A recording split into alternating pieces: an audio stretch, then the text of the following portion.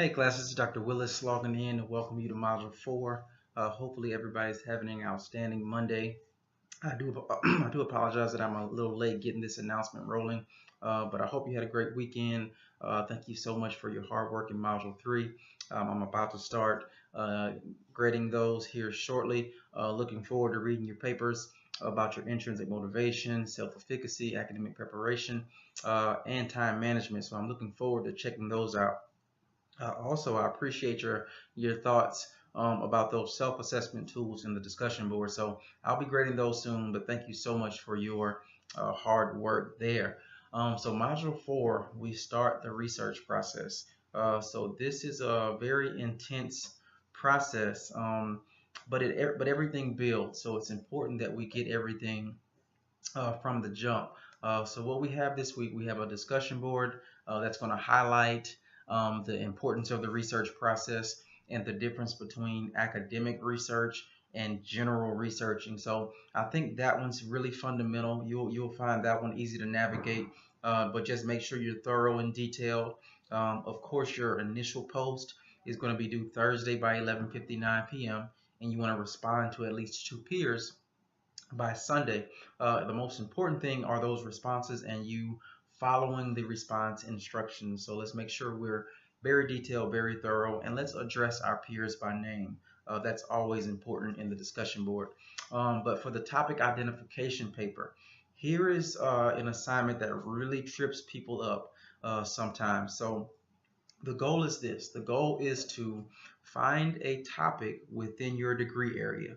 And we want to find articles and information that kind of supports that topic. And it has to be in your degree field. So this is an important time to reach out to me, maybe to bounce some ideas and to figure out where you want to go with your topic. But here's the goal of the paper.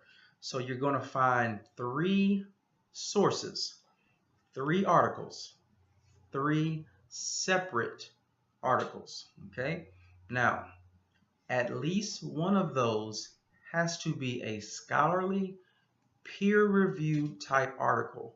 Now the difference between a scholarly article and just a general resource article is that for the scholarly article, you're going to find methodologies. Hopefully, you'll have research questions. You'll have some results. You'll have some conclusions, and you'll be able to pinpoint different areas like that. Now, there are some majors or some departmental programs where your article may not have those general research questions and data. That's fine, but it still needs to be a scholarly source. Now, your other 2 articles, because remember, we have to find 3 different sources, 3 sources. One of those has to be scholarly in nature. The other 2 can be general sources, general articles from anywhere, a newspaper, magazine, wherever. But at least one, has to be scholarly in nature. Now, what you're going to do is you're going to find those 3 sources, all right?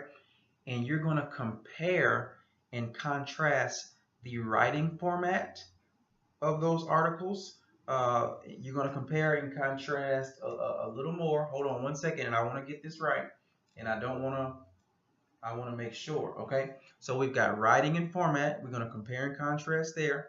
We're going to look at research questions. More than likely, this will be from your scholarly article. You're going to look at the research questions or the general theme of the article, because every article, every scholarly source that you find will not have research questions, and that's fine. You can go with the general theme of what the author is trying to find. Okay, it does not, if you don't have research questions, that's okay, but it needs to be scholarly in nature, and you need to highlight the themes. And lastly, for that scholarly source, you want to highlight the type of research. Was it qualitative with an L, qualitative, or was it quantitative? All right. Qualitative data is going to be a lot of your case studies, your interviews, and different things like that. Your quantitative data is going to be your survey data.